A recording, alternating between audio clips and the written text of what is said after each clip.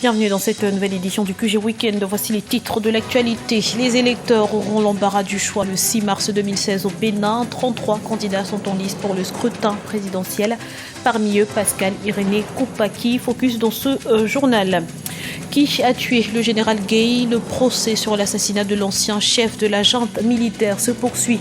En Côte d'Ivoire, les prévenus ont été entendus par la justice militaire. Et puis vaches assoiffées, culture desséchée, sol craquelé. Le Malawi est entré dans une grave période de sécheresse, situation qui entraîne des pénuries alimentaires.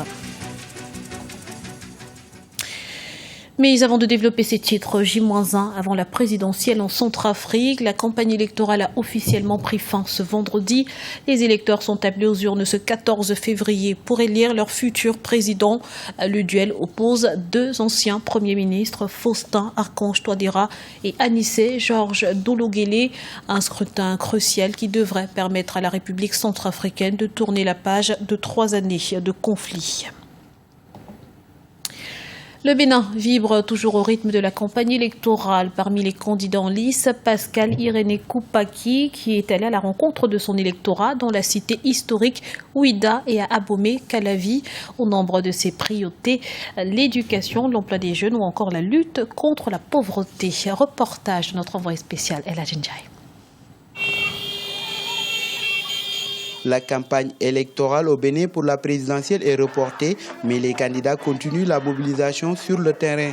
Pascal Irénée Koupaki, le candidat de la Nouvelle Conscience, a présenté aux populations de Pomassé et de Ouida le contenu de son projet de société dénommé « Bâtir ensemble le Bénin nouveau, le Bénin apprenant, entreprenant et innovant ». Ancien Premier ministre PIC, comme l'appellent affectueusement ses militants, veut remettre l'humain au centre du développement socio-économique du Bénin. Je vous propose une nouvelle fondation pour le développement du Bénin. Notre pays a besoin d'une croissance soutenue qui suit une logique claire. Avec moi, nous n'irons pas dans tous les sens. Nous irons étape par étape pour parvenir à un développement profitable à toutes les couches de la société.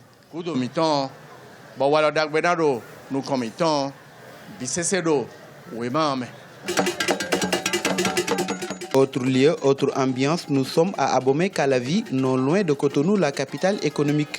Ici, le candidat du RNC à la présidentielle se présente comme le mécanicien en chef qui pourra réparer le moteur bénin en panne de vitesse.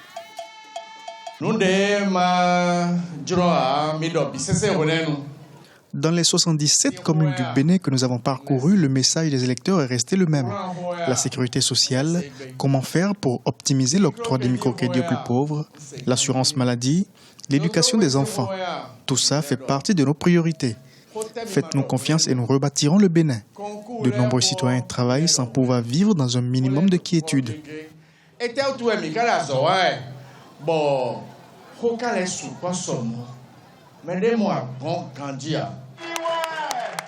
L'emploi des jeunes, l'électrification rurale, le milliard communal et les 25% du budget national aux collectivités locales, le projet de société de Pascal Irénée Koupaki prend en compte différents aspects de la vie socio-économique et politique du Bénin. Le candidat du Rassemblement Nouvelle Conscience brigue le fauteuil présidentiel au Bénin face à 32 autres candidats, dont 2 femmes. Ils avaient promis des actions pour faire pression en République démocratique du Congo. Les principaux partis d'opposition et de la société civile appellent à une journée ville morte ce 16 février. Objectif, dire non au glissement du calendrier électoral. Explication avec Déo Gracias Podo. Dans une déclaration politique publiée mercredi 10 février 2016 à Kinshasa, la dynamique de l'opposition et le G7 appellent à une grève générale le 16 février dans tout le pays. L'opposition congolaise qui soupçonne le président Joseph Kabila de vouloir briguer un 3e mandat en violation de l'actuelle constitution tente ainsi de maintenir la pression sur le pouvoir. La date du 16 février marque également la commémoration du massacre des chrétiens en 1992. Il y a 24 ans, des milliers de Congolais étaient victimes d'une violente répression alors qu'ils réclamaient la réouverture d'une conférence nationale souveraine. La conférence était porteuse d'espoir pour décanter un peu la situation politique et même économique qui tournait très mal au pays. Cette marche pacifique avait été réprimée dans le sang. Et c'est un souvenir, effectivement, de ce qu'aujourd'hui on peut peut qualifier comme martyr de la démocratie, que l'opposition a profité de cette occasion pour demander l'organisation de cette marche en cette date-là. C'est une bonne mesure pour l'opposition de juger un peu de sa capacité de mobiliser l'opinion nationale congolaise. L'opposition congolaise accuse surtout le chef de l'État, dont le mandat s'achève à la fin de l'année 2016, de tout faire pour retarder le processus électoral. Le 16 février sera donc décrété ville morte à Kinshasa, mais aussi dans tout le pays. Pour les protestataires, cette opération devrait faire plier la majorité au pouvoir, tout en évitant un scénario d'affrontement avec les forces de sécurité. Les dernières manifestations se sont soldées par des face-à-face avec la police, faisant plusieurs victimes et des arrestations. Dans le contexte congolais actuel, en tout cas, le consensus est très loin d'être réalisé entre, d'une part, le camp de la majorité et de l'autre, le camp de l'opposition. L'Église au Congo, particulièrement l'Église catholique, avait aussi déjà en son temps prévu des manifestations. Mais il y a peu de temps que l'Église est revenue encore sur sa décision, demandant maintenant à ses fidèles d'observer beaucoup plus la méditation et la prière, parce que l'Église était en train de craindre que ces marches ou bien ces manifestations pouvaient être réprimées dans le sang. Depuis 1992, les manifestations commémoratives du 16 février sont organisées par la communauté chrétienne congolaise. Cette fois-ci, l'Église catholique a décidé d'une annulation. Les évêques craignent une récupération politique de cette date et insistent sur une issue pacifique à la crise que traverse le pays depuis plusieurs mois. Dans l'actualité également, la procureure de la CPI ne pourra plus utiliser d'anciennes dépositions contre William Ruto. La chambre d'appel de la Cour pénale internationale a en effet annulé cette décision ce vendredi. Un coup dur pour Fatou Bensouda dans ce procès pour crime contre l'humanité, puisque sans ces témoignages, le dossier de la procureure est considérablement fragilisé face à la défense qui réclame désormais l'acquittement du vice-président kényan et de son co-accusé Joshua Arap Zong. Témoignage contre témoignage, parole de l'un contre celle de l'autre. Depuis le début du procès sur l'assassinat du général Gay, chacun campe sur ses positions, mais la justice militaire ivoirienne est déterminée à faire la lumière sur cette affaire. Explication dans ce reportage de notre correspondant Olivier Conan. Qui a tué le général Robert Gueye, ancien chef de la junte militaire au pouvoir en Côte d'Ivoire de 1999 à 2000? C'est la réponse recherchée par le tribunal militaire d'Abidjan, où comparaissent de nombreux militaires. Le commandant Sekayapo Anselme est accusé d'être l'assassin du général Gueye. Le général Dogbo Bleu Bruno est poursuivi pour complicité. Les mises en cause rejettent ces accusations. Leurs avocats dénoncent les faiblesses de l'accusation et de la procédure. C'est vrai, il y a eu quelques incidents quand même qui ont dû demander la suspension de l'audience, puisque apparemment l'avocat militaire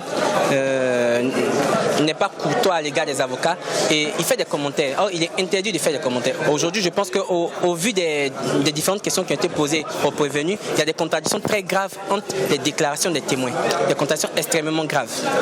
Voilà, donc ça montre qu'il y a quelque chose qui est caché et il y a peut-être une volonté de ne pas nous dire ce qui s'est passé et d'accuser à tort des innocents.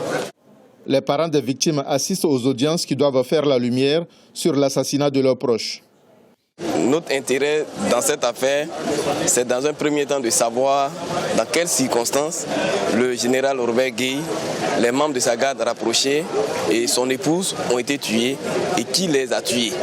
C'est d'abord, donc, nous recherchons la manifestation de la vérité. Et par la suite, comme nos clients ont souffert de ces crimes, ils demanderont donc réparation des préjudices qu'ils ont subis. Le général Robert Gueye, son épouse Rose Doudou Gueye, son aide de camp, le capitaine Fabien Koulibaly, et sa garde rapprochée ont été assassinés dans la nuit du 18 au 19 septembre 2002, au moment de la tentative de coup d'État contre l'ex-président Laurent Gbagbo. C'est une des conséquences du dérèglement climatique. Le Malawi est depuis plusieurs mois aux prises avec une sécheresse sans précédent. Les récoltes sont en chute libre. 2,8 millions de personnes, soit 16% de la population, sont menacées de famine. Viviane Baoken. Le Malawi est confronté à la sécheresse. La situation a contribué à la hausse du taux de malnutrition dans ce pays au cours des 2 dernières décennies.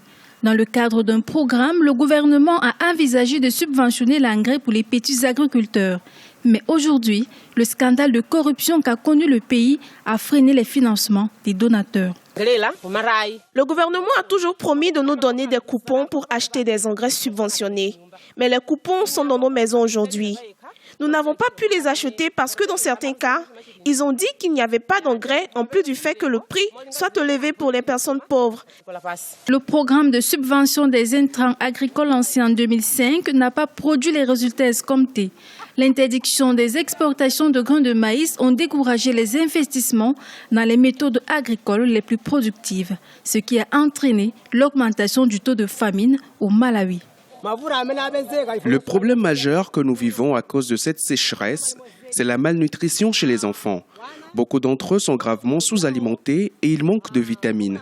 Nous passons beaucoup de temps à l'hôpital avec eux et c'est vraiment déplorable. Selon les spécialistes, les politiques visant à assurer la sécurité alimentaire de base au Malawi seraient à l'origine d'un cycle de pauvreté rurale et de dépendance à l'aide, ce qui rend la population vulnérable au choc climatique. C'était le journal de la rédaction. Merci pour votre fidélité. Retrouvez dans un instant une nouvelle édition de l'actualité sur Africa 24.